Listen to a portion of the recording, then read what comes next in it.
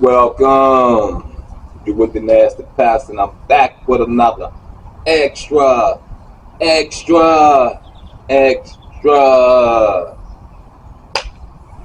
Today's extra is the ending of the book where I'm reading, I'm processing, I'm sharing to the world, and the title is The Curse of King Tut. Like I said, this is the last part. So far, we found out there's a mystery behind his death. So far, we'll find out that at 19 he took the 19 he had took the throne. Passed away at 19. Yeah, was the fact was the king as it said here.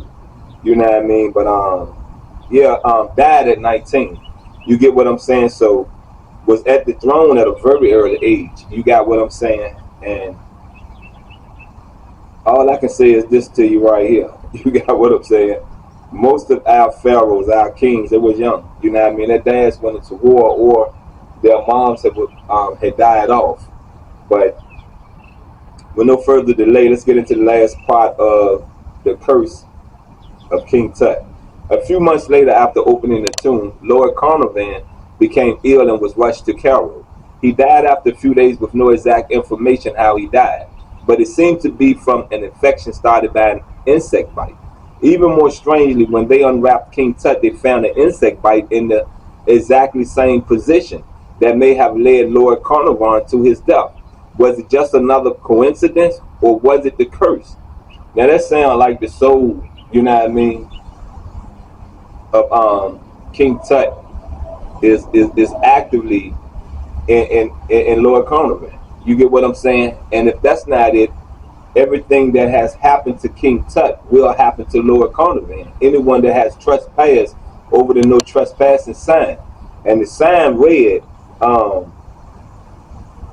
"Death shall come on swift wings to him who disturbs the peace of the king." Now, we have to pay attention to some things. And I get archaeology is important and they're signed up to go beyond the code. And I get it. You know what I mean? It unlocked some mysteries. It has saved some lives, to be honest with you, and and most of all connected history.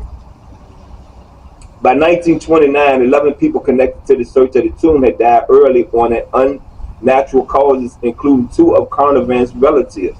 Howard's personal secretary, Lord Westbury, Richard Bethel, and Bethel's father. Lord Westbury killed himself by jumping from a building. He left a note that said, "I really cannot stand any more horrors and hardly see what good I am going to do here." Something was in his head. You get what I'm saying? It says that. I've viewed a documentary a long time ago about the find of King Tut, and it says some of them had, I think it called hysteria or something like that. So I'm making my exit. What horrors was he talking about, and was it related to King Tut's curse? But not at all. The people connected to the search had died. A friend of Howard, Sir Bruce, received sacred object from the tomb and took it home. His house was soon mysteriously burned to the ground. He rebuilt, but to have it destroyed again, but this time a flood. Would it have happened if he didn't bring home the sacred object home? Or was he cursed too? Howard Carter never believed in the curse and lived to 64 before dying of entirely natural causes. So was it just all a coincidence, or did the king decide to let him go? Still, after all this time, no one knows for sure. Now there's a little insert note right here that said, "Dear readers, I hope you enjoyed this short book. It's up to you now, to decide yourself if the curse of King Tut is true." That's the end of this read. And I must say, when you look at the events that happen, it lets you know that there are things in this world you shouldn't tamper with.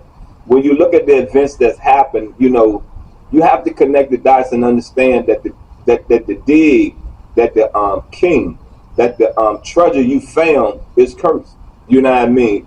If you believe in black magic, if you believe in voodoo, if you believe in the mysteries of the world, then it's evident that it's true. You get what I'm saying? And that curse is probably still alive today, or it died with the archaeologists that was present at the time of the dig of the find. And a lot is wrong in the world. You get what I'm saying? A lot is wrong in the world. You know what I mean? When you go back and you research 1922 and then you come into the 2000s, the new millennium, what do you figure? What do you understand? I say this to you, you know what I mean? I'm gonna make it an extra, and I'm gonna make it a mental note to remember to try to compare the times. And what I'm doing right now is making sure that I don't forget, you know, to take a research, to take a look at the times of 1922 and 2000. You know, take a look at the times of 1922 and 2026 and see if we can get some type of comparison, see if we can get some understanding, and see if, you know, we could figure if the curse still alive. I know the Willie Lynch paper still run alive and actively in the African American community. When will it stop? When will we progress? And if we're not talking about a culture, then we're talking about an individual. And I'm speaking of me also. You know, there's things that I woke up, realized, and I keep giving away my self-control. So during the holiday, you know, of Independence Day, it's about freedom. You know what I mean? This country had a debt. This country was breaking free from colonism. I'm breaking free from control. You can't have it. I take that back. I laugh, and I'm gonna find some humor and some happiness and some enjoyment and some peace in any lie. You feel what I'm saying? Any lie. So once again, you know what I mean, I just say this to you, you know, I'm working to have a better me presented to whom I pray when I'm called home. You feel what I'm saying? And it's all a part of working good deeds. It's all a part of knowing yourself. It's all a part of restructuring the pain, the suffering, the tribulations of the ages and the times within your life that has made you cold, that has made you bitter, that has made you a little weak, that has weakened anything that you have had strength in. And you know, as far as I am in recovery, as far as I am in the culture that I've chosen to stand in, to stand up for, you know, I have some weaknesses. Yeah, I have some weaknesses, but I also have the most greatest faith, strength, and ability of most. You get me? And I understand self-mastery. You get it? I understand it 100%. So let's keep forging, and let's keep presenting ourselves in the best example we can of whom we pray. In Kemet name, you know what I mean? In Kemet name, in Horus name, in Amun name, in Moses, in Jesus' name, you know, I thank you for viewing. I thank you for watching. I hope you got a better process of anything I've ever done out of the curse of King Tut. You know, King Tut was a very, very favorite of most. You know what I mean? That King Tut face, you know, comes across selling millions. You feel what I'm saying? Millions.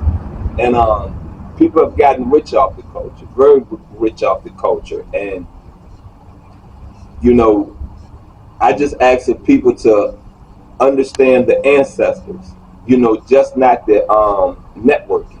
You feel what I'm saying? Understand who built this culture, structured this culture, why this culture excelled, why this culture derailed. You feel what I'm saying? And we have the most prominent, greatest, mysterious, powerful legacy, civilization that you could read about in history. Look, it's been an extra. You've been with the Nasty Pastor. I'm out, and I love you.